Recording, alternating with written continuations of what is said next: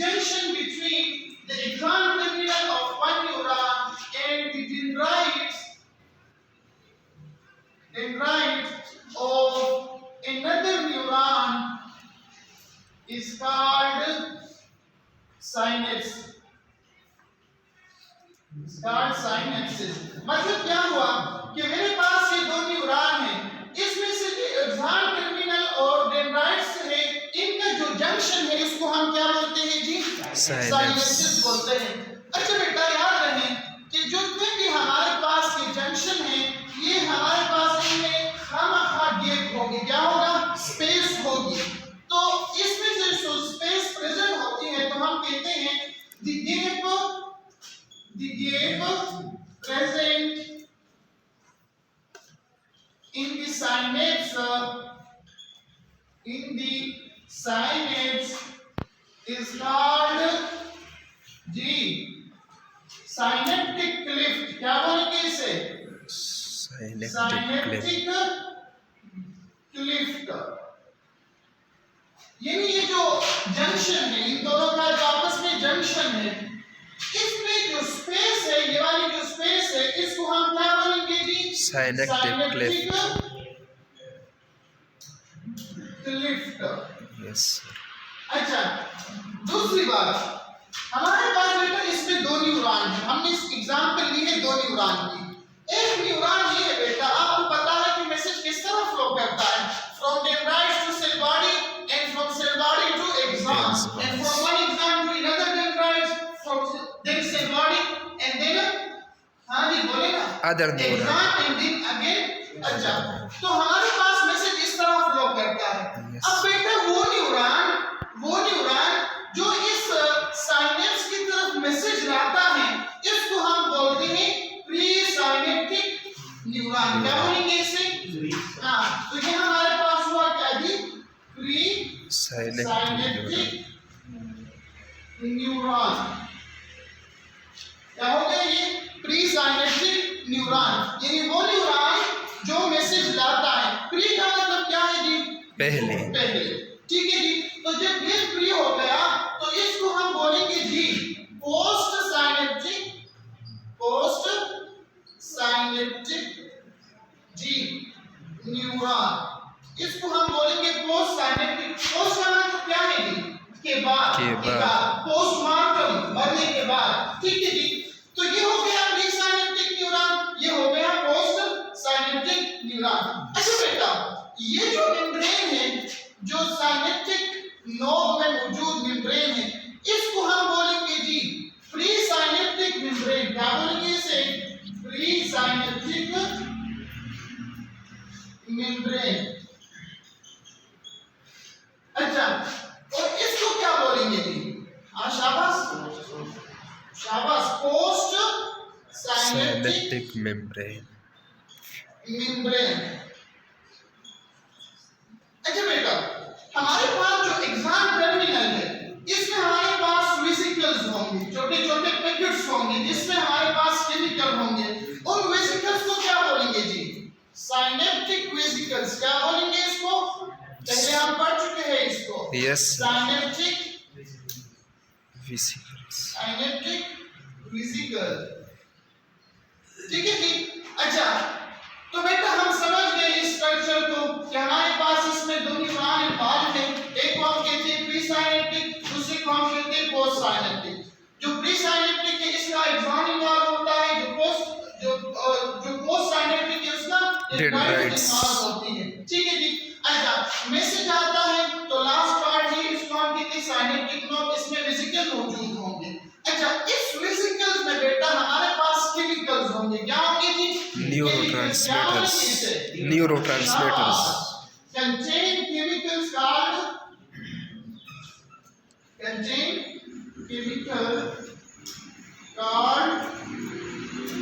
neurotransmitter।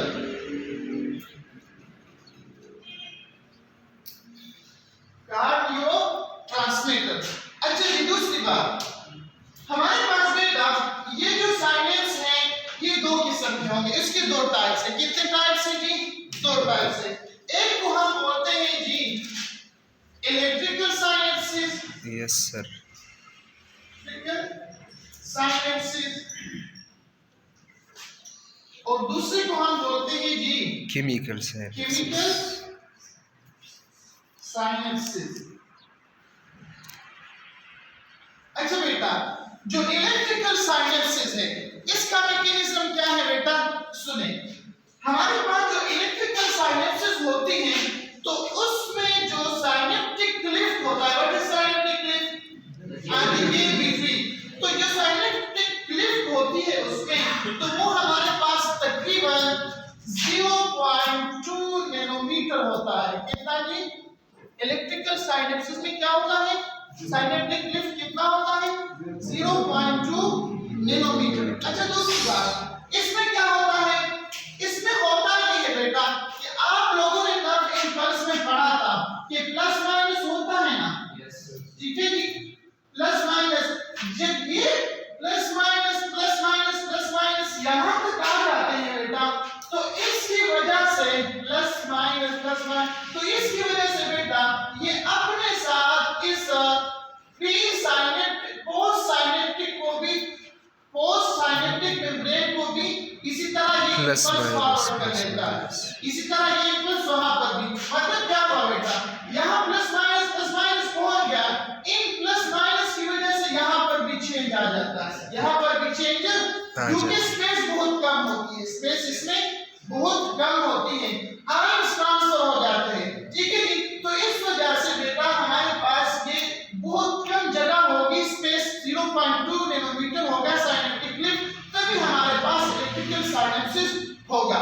दूसरी बात, हमारे पास जो इलेक्ट्रिकल साइनेप्सिस होती है इसमें जो स्पीड होता है, मैसेज का जो स्पीड होता है, वो जितना स्पीड यहाँ पर होगा उतना स्पीड यहाँ पर भी होगा।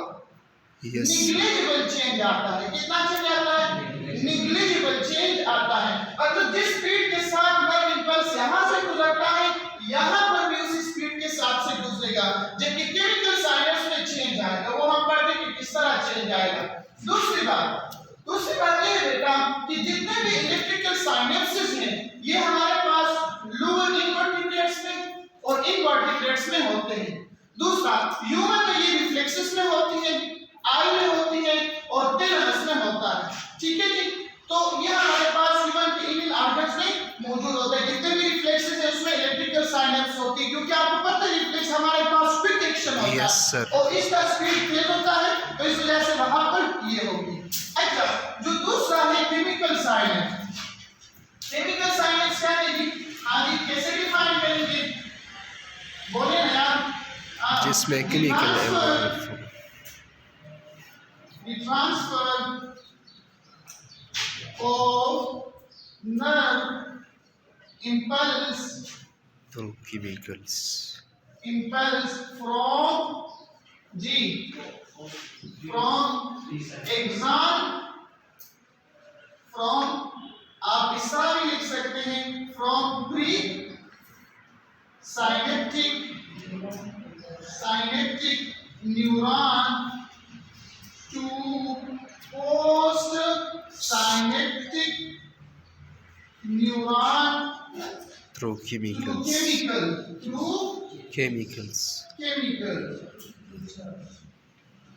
हाँ, अब ये केमिकल्स क्या होंगे जी? Neuro transmitter.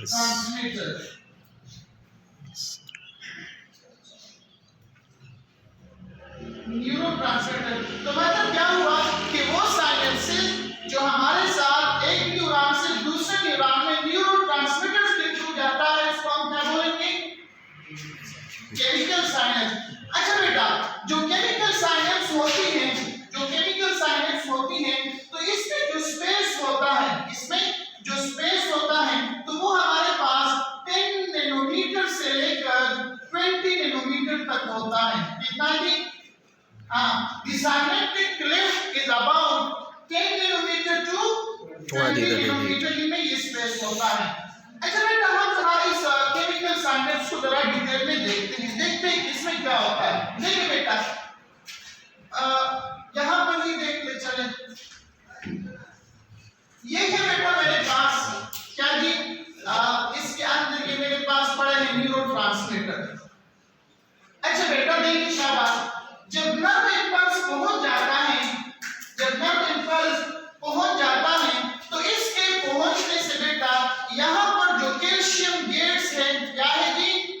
कैल्शियम गेट्स ये ओपन हो जाते हैं, कैल्शियम गेट्स ओपन हो जाते हैं।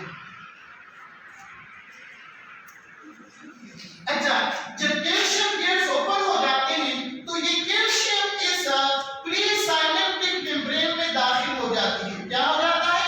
प्री साइनेप्टिक मेम्ब्रेन में ये कैल्शियम दाखिल हो जाती है और इस प्री साइनेप्टिक मेम्ब्रेन के साथ चिपक जाती है। मैं इसको यहाँ पर इस ग्रीन कलर से शो करता हूँ। ये कैल्शियम दाखिल हो गया और यहाँ पर इस मेम्ब्रेन के साथ चिपक गया। अच्छा, इससे क्या हुआ? इससे ये हुआ कि जो वेसिकल है, साइनेप्टिक वेसिकल है, वो इस मेम्ब्रेन की तरफ आ जाता है। कैल्शियम के अटैच होने से ये वेसिकल इस मेम्ब्रेन की तरफ आ जाता है। क्यों आ जाता है? हाँ जी, वजह ये है बेटा कि हमने पढ़ा था कि जो हमारे पास ये मेम्ब्रेन होती है अंदर से कैसा होता है? नेगेटिव, नेगेटिव होता है। और कैल्शियम में कौन सा चार्ज है? पॉजिटिव चार्ज है। तो पॉजिटिव चार्ज के आने की वजह से ये वेसिकल इस मेम्ब्रेन इस वेसिकल को अपनी तरफ खींच लेता है। वेसिकल यहाँ पर आ जाता है। वेसिकल जब आ जाता है बेटा तो ये यहाँ पर इसके साथ फ्यूज हो जाता है। क्या हो जाता है?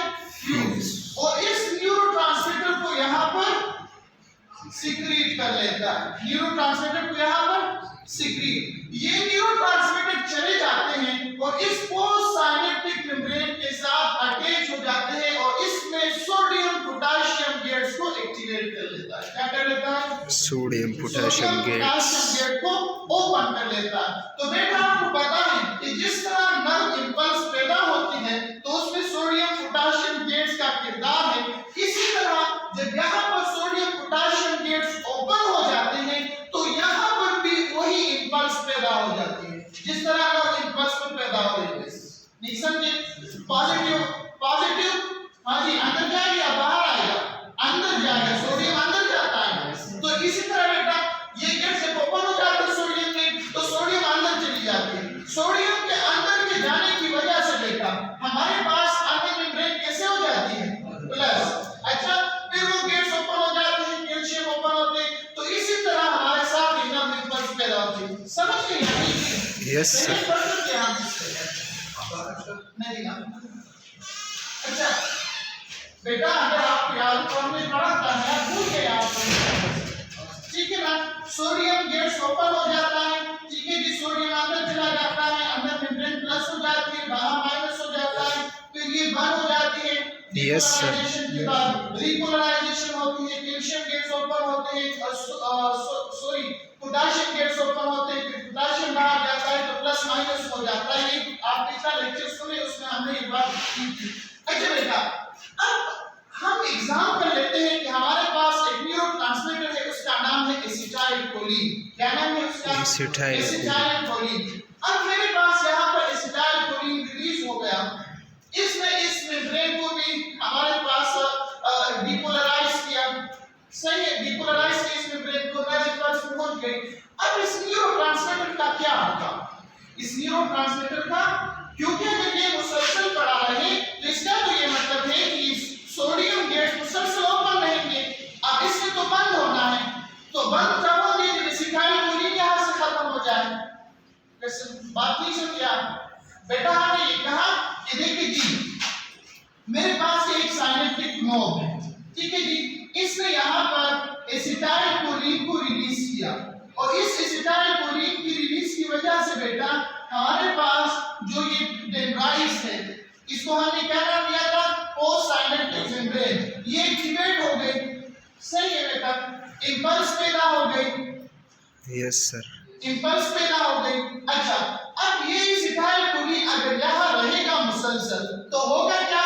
ये गेट्स मुसलसल ओपन रहेंगे, ओपन रहेंगे। Yes sir. तो इसने खत्म होना है, इसने खत्म होना है। क्यों बेटा? अगर ये खत्म ना हो जाए तो मुसलसल ये गेट्स ओपन रहेंगे और इससे फिर डिजीज भी काज होती है, पार्किंसन वगैरह हम आगे पढ़ लेंगे। पार्किंसन डिजीज, फिर वो हार्ट मुसलसल इसी तरह जर्किंग करते हैं। तो इसने खत्म होना है।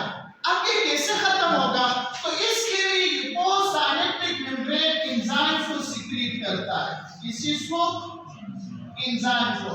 फॉर एग्जांपल हमारे पास कौन सा न्यूरोट्रांसमीटर है? एसिटाइलकोलिन। यानी जी एसिटाइलकोलिन।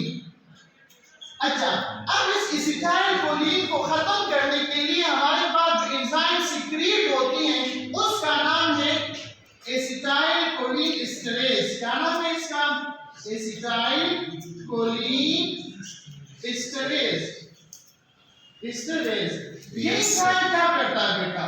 ये एंजाइम इस एसिटाइल कोलिन को तोड़ देता है। किस फॉर्म में? एसिटिक एसिड में, एसिटिक एसिड में और कोलिन में, और कोलिन में। जब ये इस फॉर्म में टूट जाते हैं तो ये फंक्शनलेस हो जाता है। क्या हो जाते हैं? बॉन्ड्स टूट गई, ठीक है बेटा। तो जब ये फंक्शनलेस हो जाता है तो ये जो हमारे पास हेक्सान एन है ये इसको दोबारा बेटा, ये इसको दोबारा अंदर कर लेता है और इससे दूसरा वेसिकल बनाता है और इसी तरीके से बेटा ये हमारे पास रिसाइकल हो जाते हैं।